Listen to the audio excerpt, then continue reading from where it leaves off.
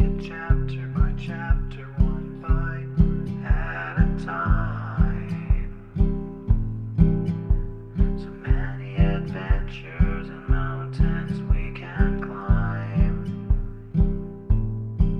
Take it word for word, line by line, one bite at a time.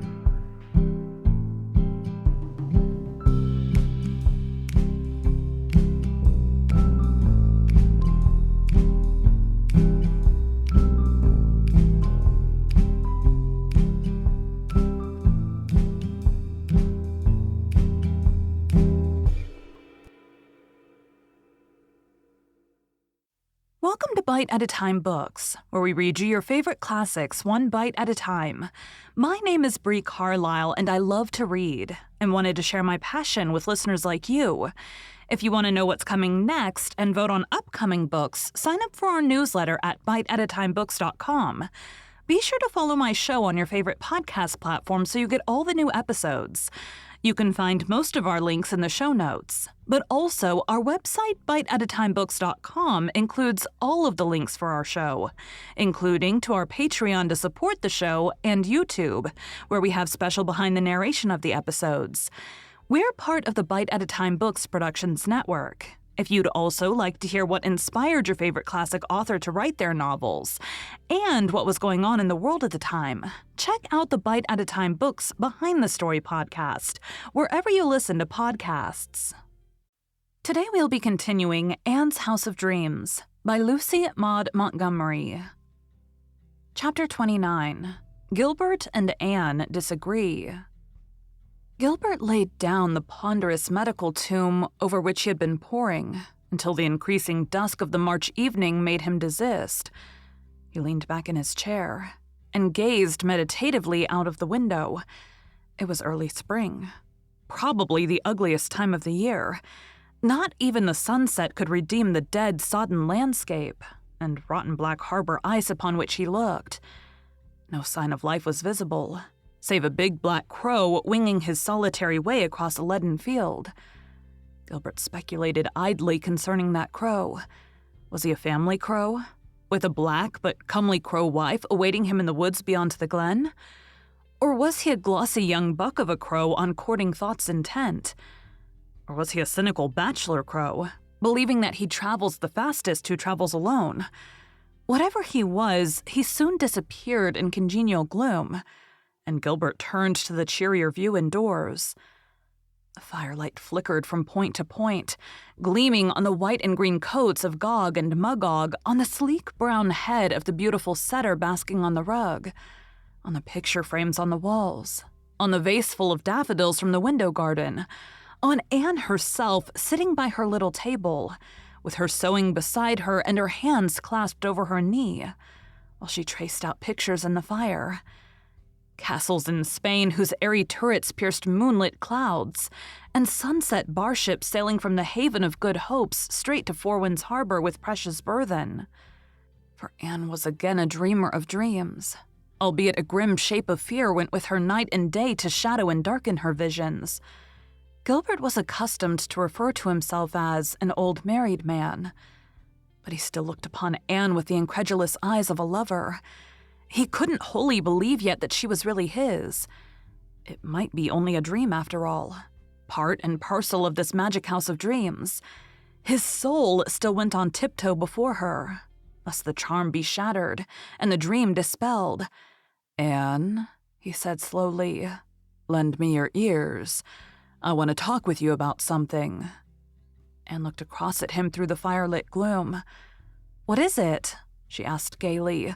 "You look fearfully solemn, Gilbert. I really haven't done anything naughty today. Ask Susan." "It's not of you, or ourselves, I want to talk. It's about Dick Moore." "Dick Moore?" echoed Anne, sitting up alertly. "Why, what in the world have you to say about Dick Moore?" "I've been thinking a great deal about him lately. Do you remember that time last summer I treated him for those carbuncles on his neck?" "Yes. Yes." "I took the opportunity to examine the scars on his head thoroughly.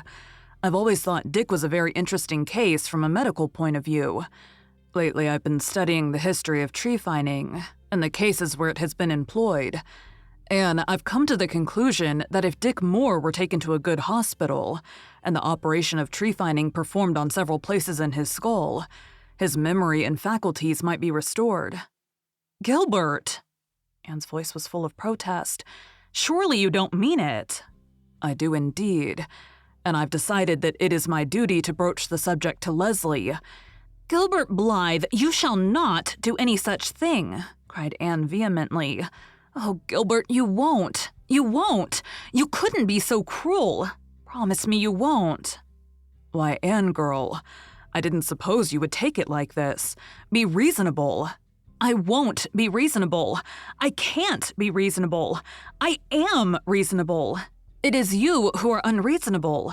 Gilbert, have you ever once thought what it would mean for Leslie if Dick Moore were to be restored to his right senses? Just stop and think. She's unhappy enough now, but life as Dick's nurse and attendant is 1,000 times easier for her than life as Dick's wife. I know. It's unthinkable. Don't you meddle with the matter. Leave well enough alone. I have thought over that aspect of the case thoroughly, Anne, but I believe that a doctor is bound to set the sanctity of a patient's mind and body above all other considerations, no matter what the consequences may be. I believe it his duty to endeavor to restore health and sanity, if there's any hope whatever of it. But Dick isn't your patient in that respect, cried Anne, taking another tack. If Leslie had asked you if anything could be done for him, then it might be your duty to tell her what you really thought, but you've no right to meddle. I don't call it meddling. Uncle Dave told Leslie 12 years ago that nothing could be done for Dick. She believes that, of course. And why did Uncle Dave tell her that if it wasn't true? Cried Anne triumphantly. Doesn't he know as much about it as you? I think not, though it may sound conceited and presumptuous to say it. And you know as well as I that he's rather prejudiced against what he calls these newfangled notions of cutting and carving. He's even opposed to operating for appendicitis. He's right, exclaimed Anne, with a complete change of front. I believe myself that you modern doctors are entirely too fond of making experiments with human flesh and blood. Rhoda Allenby would not be a living woman today if I had been afraid of making a certain experiment, argued Gilbert. I took the risk and saved her life.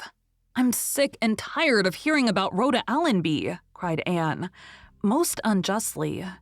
For Gilbert had never mentioned Mrs. Allenby's name since the day he had told Anne of his success in regard to her, and he could not be blamed for other people's discussion of it. Gilbert felt rather hurt. I'd not expected you to look at the matter as you do, Anne, he said a little stiffly, getting up and moving towards the office door. It was their first approach to a quarrel. But Anne flew after him and dragged him back. Now, Gilbert, you are not going off mad. Sit down here and I'll apologize. Beautifully. I shouldn't have said that. But oh, if you knew. Anne checked herself just in time. She had been on the very verge of betraying Leslie's secret. Knew what a woman feels about it, she concluded lamely. I think I do know. I've looked at the matter from every point of view, and I've been driven to the conclusion that it is my duty to tell Leslie that I believe it is possible that Dick can be restored to himself. There my responsibility ends. It will be for her to decide what she will do. I don't think you've any right to put such a responsibility on her. She has enough to bear. She is poor. How could she afford such an operation? That is for her to decide, persisted Gilbert stubbornly. You say you think that Dick can be cured, but are you sure of it? Certainly not. Nobody could be sure of such a thing. There may have been lesions of the brain itself, the effect of which can never be removed.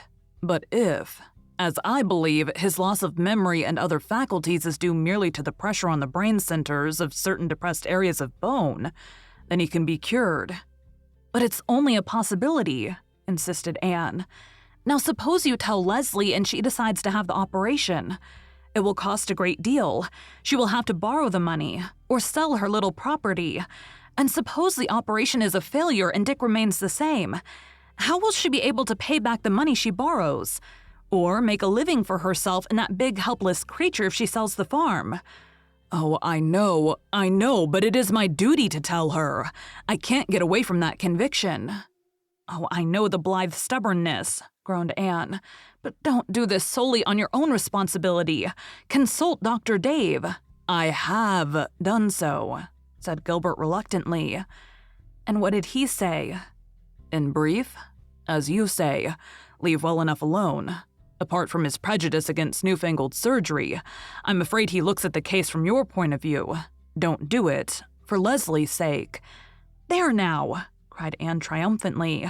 I do think, Gilbert, that you ought to abide by the judgment of a man nearly 80, who has seen a great deal and saved scores of lives himself. Surely his opinion ought to weigh more than a mere boy's. Thank you. Don't laugh. It's too serious. That's just my point. It is serious. Here is a man who is a helpless burden. He may be restored to reason and usefulness. He was so very useful before, interjected Anne witheringly. He may be given a chance to make good and redeem the past. His wife doesn't know this. I do. It is therefore my duty to tell her that there is such a possibility. That, boiled down, is my decision. Don't say decision yet, Gilbert. Consult somebody else.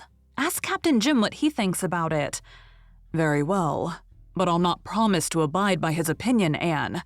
This is something a man must decide for himself. My conscience would never be easy if I kept silent on the subject. Oh, your conscience, moaned Anne. I suppose that Uncle Dave has a conscience too, hasn't he? Yes, but I'm not the keeper of his conscience. Come, Anne. If this affair did not concern Leslie, if it were a purely abstract case, you would agree with me. You know you would. I wouldn't, vowed Anne, trying to believe it herself. Oh, you can argue all night, Gilbert, but you won't convince me. Just you ask Miss Cornelia what she thinks of it. You've driven to the last ditch, Anne, when you bring up Miss Cornelia as a reinforcement. She will say, just like a man, and rage furiously. No matter. This is no affair for Miss Cornelia to settle. Leslie alone must decide it. You know very well how she will decide it, said Anne, almost in tears. She has ideals of duty, too. I don't see how you can take such a responsibility on your shoulders. I couldn't. Because right is right to follow right, or wisdom in the scorn of consequence, quoted Gilbert. Oh, you think a couplet of poetry a convincing argument, scoffed Anne. That is so like a man. And then she laughed in spite of herself. It sounded so like an echo of Miss Cornelia. Well, if you won't accept Tennyson as an authority, perhaps you'll believe the words of a greater than he, said Gilbert seriously. Ye shall know the truth, and the truth shall make you free. I believe that, Anne, with all my heart. It's the greatest and grandest verse in the Bible, or in any literature, and the truest, if there are comparative degrees of trueness. And it's the first duty of a man to tell the truth as he sees it and believes it. In this case, the truth won't make poor Leslie free, sighed Anne. It will probably end in still more bitter bondage for her. Oh, Gilbert, I can't think you are right. Thank you for joining Bite at a Time Books today, while we read a bite of one of your favorite classics. Again, my name is Bree Carlisle, and I hope you come back tomorrow for the next bite of Anne's House of Dreams. Don't forget to sign up for our newsletter at biteatatimebooks.com. You can check out the show notes or our website biteatatimebooks.com for the rest of the links for our show.